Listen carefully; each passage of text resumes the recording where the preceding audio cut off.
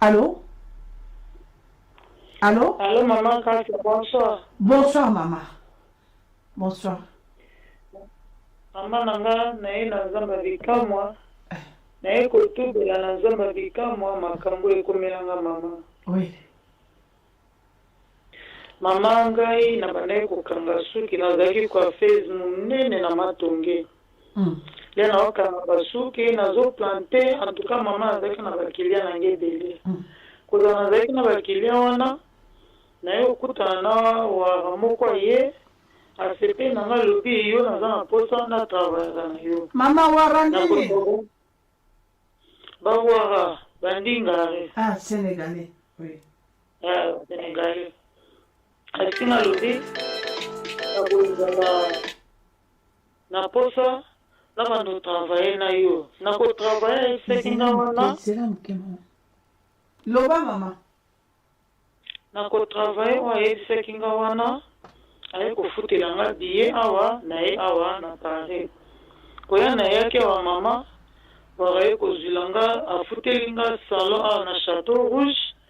Donc, asalinga salon nene nazokanga basuki condition pesenga mama apesekinga libende moko na chana liboko libende eza lokola bracelet esinga lobi batu nyonso obanda koplante soko omoni kaka bracelet oyo eningani eseke ye nde oyelanga suki na ye mama na travaillaki na wana pendant 8 ans. Donc ndenge nazoplante batu soki na plante bracelet wana eningani seke suki na ende na komema pawa suki na kena suki wana kuna mama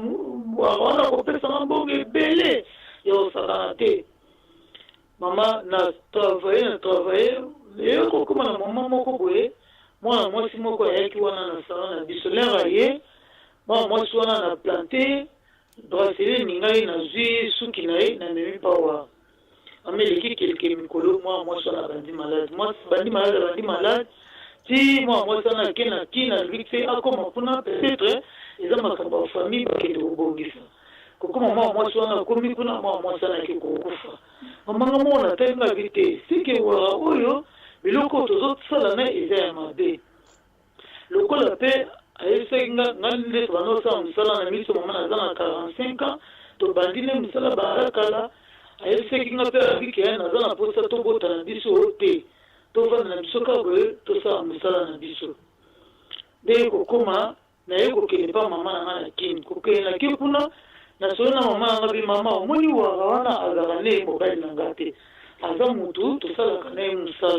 musala o tosala kana ye ezala kena memela kaeba suki ya batu sona memeli afutinga mbongo koya na yeki na kende kini wana nde wana pese mbongo na yo somba lupango munene na 20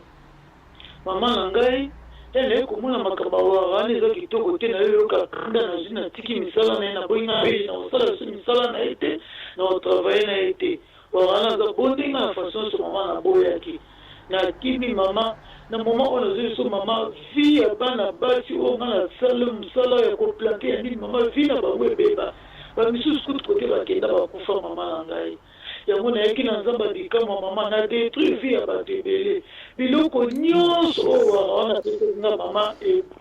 elimanga kabwe mapango kote na tombaki bapesinga mikanda mama eyokoma na mama moboyo lupango wana ezalaki ya bato babotolinga lupango mama na yebisonga mwana nde naza na parent natikali par terre mama nanga kuna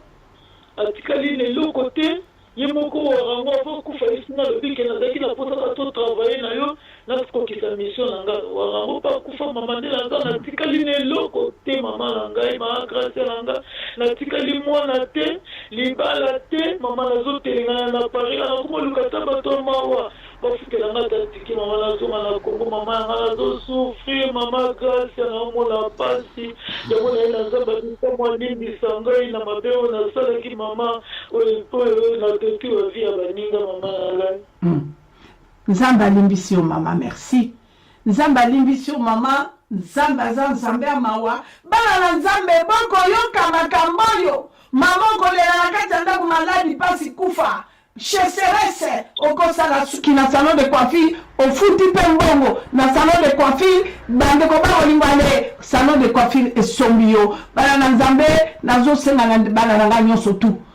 Zoma ibana na Nzambe zoma. Oya nga mama na bino nga mai yango. Zoma ibande ko ba bolingo miracle ya salami na kati ya Kinshasa.